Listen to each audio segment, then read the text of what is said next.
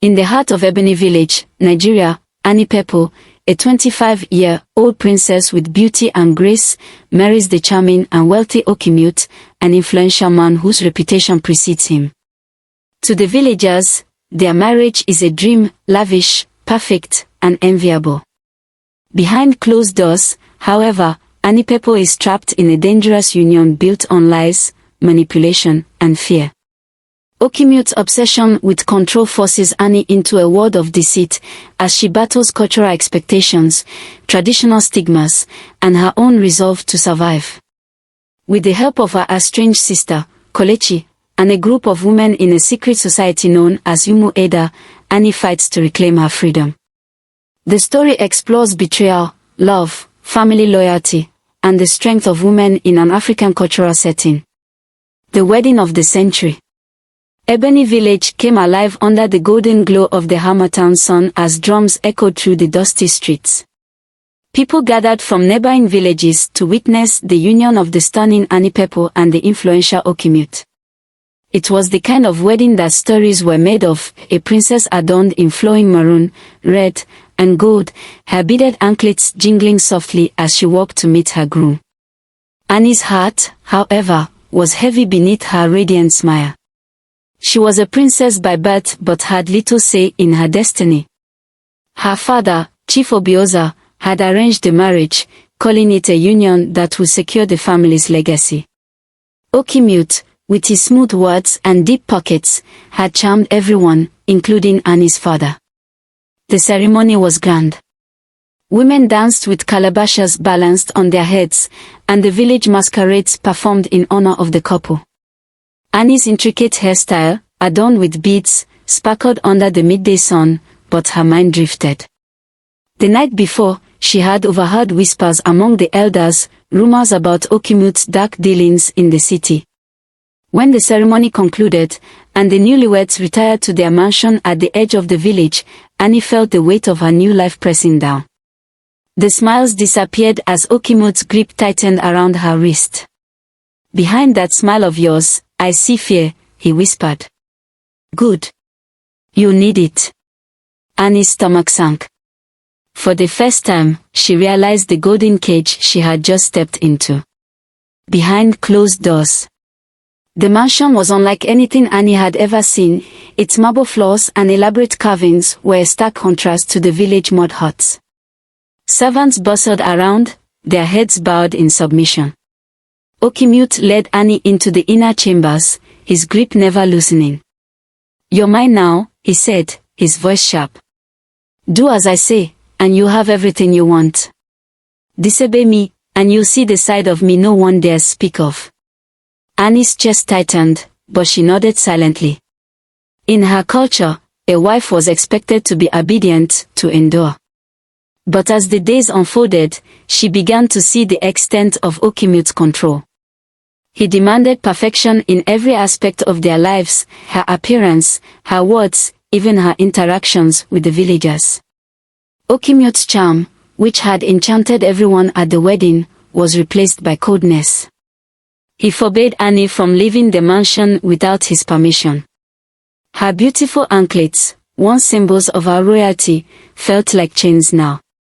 One day, Kolechi, Annie's older sister, visited unexpectedly. She immediately sensed something was wrong. "Annie, are you happy?" Kolechi asked, her voice low as they sat in the courtyard. Annie hesitated. "Of course," she replied, forcing a smile. But Kolechi wasn't convinced. She leaned closer and whispered, "If you ever need help, send a message to me through Mama Chinyo, the midwife." Annie nodded, her eyes brimming with unshed tears. As Kolechi left, Annie realized she might have one ally in a world where she felt utterly alone. That night, as Okimute returned from a business trip in Lagos, he found a small note tucked under his desk, a note Annie had accidentally dropped while writing her thoughts. His face darkened as he read the words, "I must find a way out." The first warning. Okimute's eyes burned with fury as he crumpled the note in his hand. Annie Pepple, oblivious to his discovery, was arranging the beaded curtains in their bedroom. His footsteps were deliberate as he entered the room, his face betraying none of his anger. "Annie," he called out softly, his voice like silk laced with venom. "What a lovely note you've written." Annie froze, her hands trembling. She turned to see the paper in his hand. Her heart dropped. It's nothing," she stammered. "Nothing," he repeated, stepping closer. "Do you think this is a game? That you can embarrass me, a man of my stature, by running away? Let me make this clear, this marriage is permanent. You are mine, and there is no escape." Annie tried to speak, but his hand lashed out, grabbing her by the arm. The pain made her gasp, but she bit her lip to avoid crying out. He leaned in close, his breath hot on her face. "If you ever try to leave me, I will destroy not just you, but your entire family. Do you understand me?" She nodded, her vision blurred by tears. Okimute released her and stormed out, slamming the door behind him. Annie collapsed on the bed, her body shaking. The golden cage was tightening around her, and now, it came with sharp claws. Kelechi's suspicion. Kelechi, Annie's elder sister, couldn't shake the unease she felt after visiting the mansion. Her sister's once vibrant eyes were now hollow, her laughter forced. As the eldest daughter of Chief Obioza, Kelechi had always been fiercely protective of her siblings, especially Annie, whose beauty and status had made her a target for suitors since she was a teenager. She decided to visit Mama Chinyo, the village midwife, who was also known for her wisdom and knowledge of the community's secrets. As Kelechi sat in Mama Chinyo's small hut, she voiced her concerns. "Mama, something is wrong with my sister. I don't know what, but I feel it in my spirit." Mama Chinyo looked up from her herbs, her wrinkled face grave. "You are not wrong, my daughter. I have heard whispers about Okimute, things that no man should ever be involved in. But in this village, wealth blinds the eyes of even the wisest elders." Kelechi's jaw tightened. "What kind of whispers?" Mama Chinyo hesitated, then leaned in closer. "It is said that his wealth comes from the Ekwensu, the spirits of darkness. He is known to offer sacrifices to maintain his power. And if Annie is not careful, she may become one of them." The words sent a chill through Kelechi's body. She thanked Mama Chinyo and left, her mind racing. If the rumors were true, she had to find a way to save her sister. A cry for help. Days turned into weeks, and Annie Pepo found herself sinking deeper into despair. Okimute's controlling nature had reached new heights. She was no longer allowed to speak to the servants unless absolutely necessary, and he had confiscated her phone. Her only connection to the outside world was the occasional sound of the village children playing beyond the mansion gates. One evening, while Okimute was away at a meeting in Lagos, Annie noticed that the house was unusually quiet. The servants had retired early, and she felt a small window of opportunity. She remembered Kelechi's words, "Send a message to me through Mama Chinyo." Annie quickly scribbled a note on a piece of parchment. "Kelechi, help me. I am trapped. Okimute is dangerous. He will kill me if I try to leave." She folded the note and slipped it into a small pouch. Summoning courage, she tiptoed through the mansion, her beaded anklets muffled by the rug beneath her feet. She handed the pouch to one of the younger servants, Adebi. "Please," Annie whispered, her voice trembling, "take this to Mama Chinyo in the village. It is a matter of life and death." Adebi nodded, her wide eyes reflecting both fear and loyalty. She tucked the pouch into her blouse and hurried out of the mansion, disappearing into the night. Okimute's suspicion. The following morning, Okimute returned earlier than expected. He was in a foul mood, his booming voice echoing through the mansion as he barked orders at the servants. Annie kept her head low, avoiding his gaze. "Adebi." Okimute called, his voice sharp. The young servant appeared, trembling under his piercing stare. "Where were you last night?" Adeabi's eyes darted nervously. I went to fetch water from the well, master. Okimute narrowed his eyes. You're lying. He turned to Annie, who stood frozen by the window. Did you send her on an errand? Annie shook her head quickly, her pulse racing. No, of course not. But Okimute wasn't convinced. He dismissed Adeabi with a wave of his hand and turned to Annie. If I find out you've been scheming behind my back, you'll regret it. Annie's stomach churned as she watched him leave.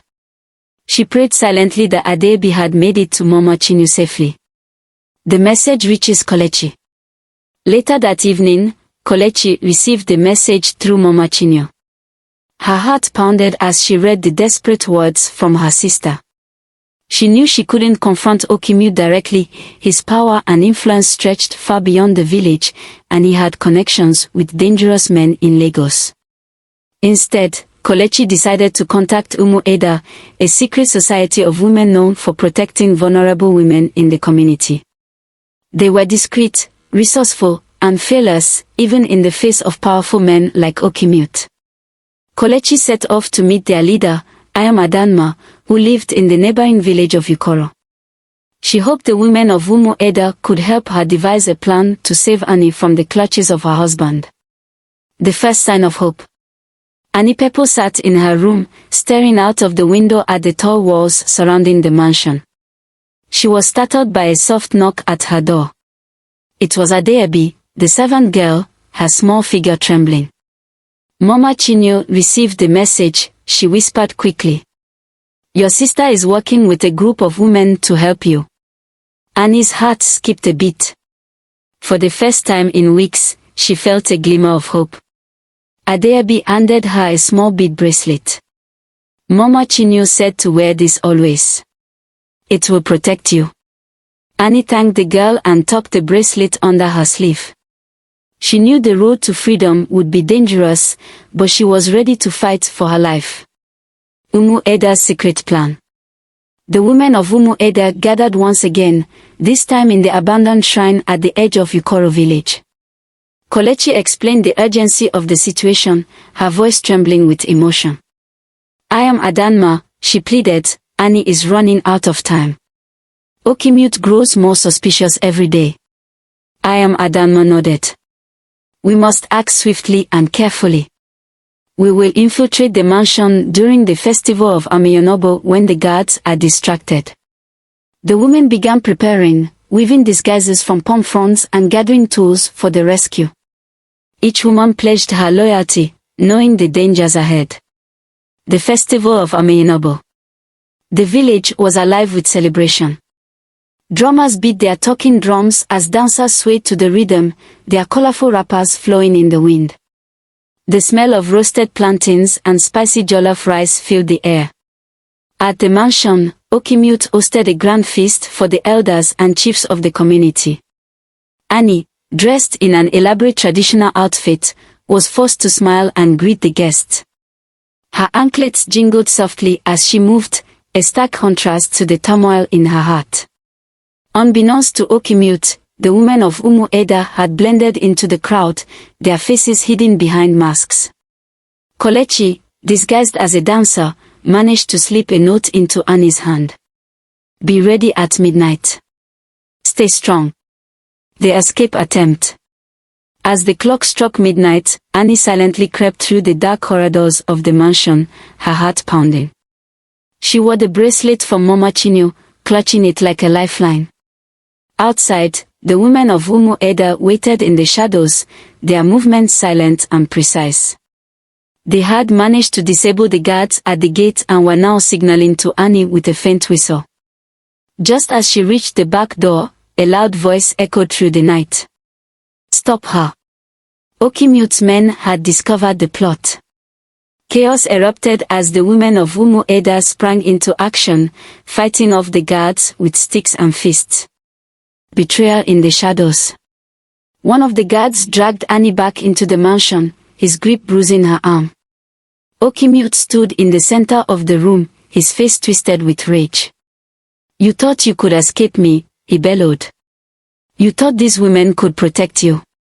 Annie's defiance flickered for a moment before she remembered Mama Chinyo's words, "Never let fear silence you." "I am not afraid of you, Okimute," she said, her voice steady. "You may have power now, but your evil deeds will catch up with you." Annie's silent strength. In the days that followed, Annie found herself under stricter watch. Okimute's suspicion had turned into paranoia. He no longer allowed her out of his sight, even during the quiet moments in the mansion's garden. But Annie was not broken. She began carving messages into the wooden beams of the mansion, small cries for help that only the servants could read. With every act of defiance, she felt her spirit grow stronger. Kolechi's ultimate sacrifice. Kolechi, desperate to save her sister, returned to the shrine of Yukoro and sought the guidance of the spirits. She offered a piece of her golden necklace as a symbol of her commitment to freeing Annie. The priestess warned her of the price she might pay. Freedom comes with sacrifice. Are you willing to risk everything for your sister? Kolechi nodded without hesitation. I am. To be continued. Please, if this video is interesting, share, like and subscribe for more African folktales, as it is your personal contribution towards the growth of this channel.